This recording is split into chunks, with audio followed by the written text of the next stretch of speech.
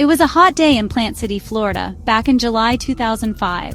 A concerned neighbor made a phone call that would change a little girl's life forever. This neighbor had seen a small, pale face peeking through a broken window pane of a nearby house. It wasn't the first time, but something about the vacant stare and the silent presence of this child felt deeply wrong. This wasn't just a child looking outside. It was a desperate, unspoken plea for help that finally broke through the neighborhood's silence.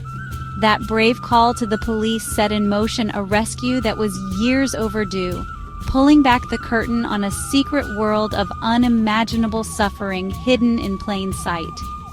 When police officers arrived at the dilapidated house, the scene that greeted them was one of utter squalor. The smell alone was overwhelming, a toxic mix of feces, urine, and rotting garbage that clung to the humid air. The floors were layered with filth, covered in animal waste, mold, and thousands of cockroaches that scattered with every step the officers took. It was a home unfit for any living creature, let alone a vulnerable child. This wasn't just messy housekeeping. It was a hazardous environment, a place where health and safety had been completely abandoned, leaving only decay and despair behind for anyone who entered. As they moved cautiously through the wreckage of the home, they found the source of the neighbor's concern. In a tiny, dark room, huddled on a soiled mattress on the floor, was a small girl. She was naked, thin, and covered in insect bites. This was Danielle, but she was more like a ghost than a child. The room was her entire world, a prison of filth measuring about the size of a walk-in closet. There were no toys, no books, no pictures on the walls, nothing to stimulate a young mind or comfort a lonely heart. It was a void, an empty space that mirrored the emptiness in her eyes. The officers were hardened professionals, accustomed to difficult situations, but what they witnessed that day shook them to their core. This was not a simple case of poverty. It was a profound and catastrophic failure of parental care. The conditions were so severe, so shocking, that one seasoned detective would later describe it as the worst case of neglect he had ever seen in his entire career. They carefully wrapped the little girl in a blanket, removing her from the only home she had ever known, and stepped back out into the light, carrying with them a child who had been lost to the world for far too long. Danielle Crockett was 6.5 years old when she was found, but in every way that mattered, she was still an infant. She weighed only 46 pounds, the average for a child half her age. Her hair was matted, her skin was pale and covered in rashes and insect bites, and her bones protruded from her tiny frame. She couldn't speak, she couldn't make eye contact, she couldn't even chew or swallow solid food because she had never been taught how. Years of extreme isolation meant she had never learned the most basic human skills that children naturally acquire through interaction, love, and care. She was a living, breathing child, but she was a blank slate, erased by neglect. When doctors and specialists at the hospital began to evaluate her, they were confronted with a condition they called environmental autism. Unlike classic autism, which is a neurodevelopmental disorder, Danielle's symptoms were a direct result of her horrific environment. She had been deprived of human contact and sensory stimulation for so long that her brain had simply failed to develop properly. She would rock back and forth, make strange noises, and retreat into herself when anyone tried to get close. She had no concept of comfort, no understanding of affection, and no ability to connect with the people who were desperately trying to help her. Her mother, Michelle Crockett, was present at the home when the police arrived. Her reaction was not one of panic or remorse, but of detached confusion. When questioned, she offered excuses that made no sense in the face of the evidence. She claimed Danielle had a medical condition and that she was doing her best. She told investigators that she fed her daughter, but the child's emaciated state told a very different story.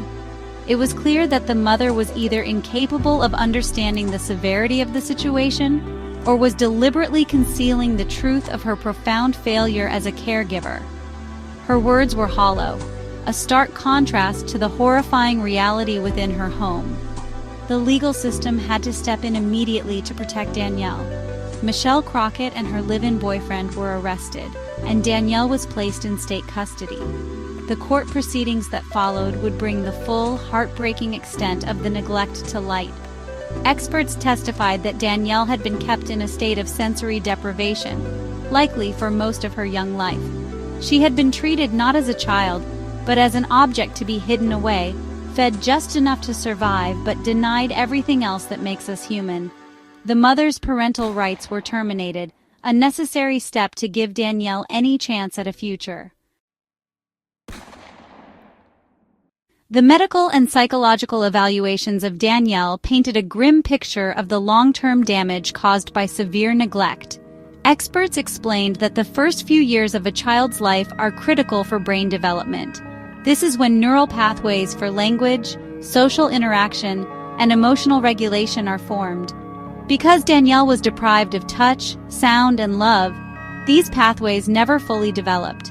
Her brain was literally smaller than it should have been. The silence and isolation she endured had left deep, invisible wounds that were far more damaging than the physical filth she was rescued from. Her condition was a testament to the fact that neglect is not a passive act. It is an active and devastating form of abuse. The court heard testimony from child psychologists who explained that Danielle's environmental autism was a direct consequence of her mother's failure to provide a stimulating environment. Children learn by interacting with their world, by being spoken to, held, and played with. Danielle had none of this. She had never been to a park, never seen a cartoon, never had a bedtime story read to her. Her world was a dark, quiet room and the confines of her own mind. The experts made it clear that while some recovery was possible, the damage was so profound that she would likely carry the scars of her early years for the rest of her life. In the end, Michelle Crockett was held accountable for her actions, or rather, her inactions. She pleaded no contest to charges of aggravated child abuse and was sentenced to 2 years of house arrest followed by 10 years of probation. She was forbidden from having unsupervised contact with any children, including her own 2 older sons, who had been living with their grandmother and were spared the same fate as Danielle. While some may have felt the sentence was too lenient, the court's primary focus was on ensuring Danielle was permanently removed from her mother's care and given a chance to heal in a safe and loving environment. The legal outcome closed one chapter of Danielle's story, but it opened another, much longer one, the journey of recovery. The case served as a horrifying wake-up call to the community and to the nation about the devastating impact of neglect. It highlighted the fact that a child's needs go far beyond basic food and shelter.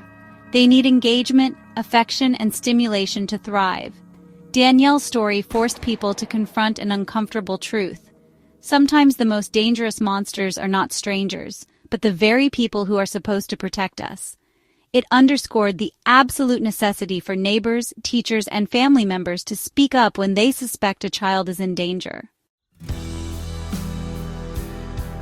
The most powerful part of Danielle's story is not how it began, but what happened next. After being removed from that house of horrors, Danielle was adopted by Bernie and Diane Lero, a couple with a big family and even bigger hearts.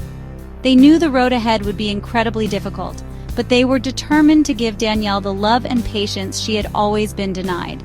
Her recovery was not a Hollywood movie montage. It was a slow, painstaking process filled with small victories and heartbreaking setbacks. It took years for her to learn to use a toilet, to eat with a fork, and to tolerate being hugged.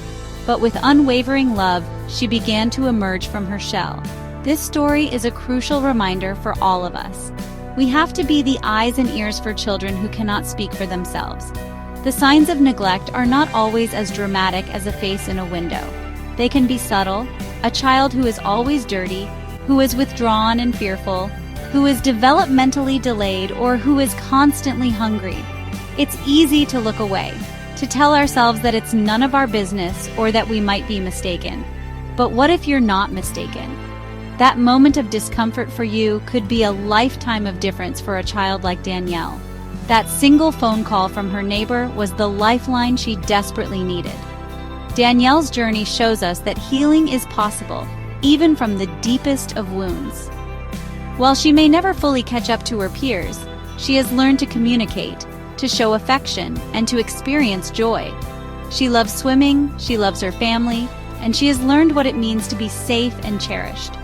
Her life is a testament to the incredible resilience of the human spirit and the transformative power of a loving family. Her adoptive parents gave her more than just a home. They gave her back her childhood and a chance to have a future. They chose to see the girl, not the damage. Ultimately, Danielle's story is a call to action. It is a demand that we as a society do better. We must create communities where children are seen, heard, and protected. We must support foster and adoptive parents who take on the monumental task of helping these children heal. And we must never, ever underestimate our own power to make a difference. One person, one call, one act of courage can be the difference between a life of silent suffering and a future filled with hope. Let's make sure that no other child has to wait for a hero to find them peering out from a broken window.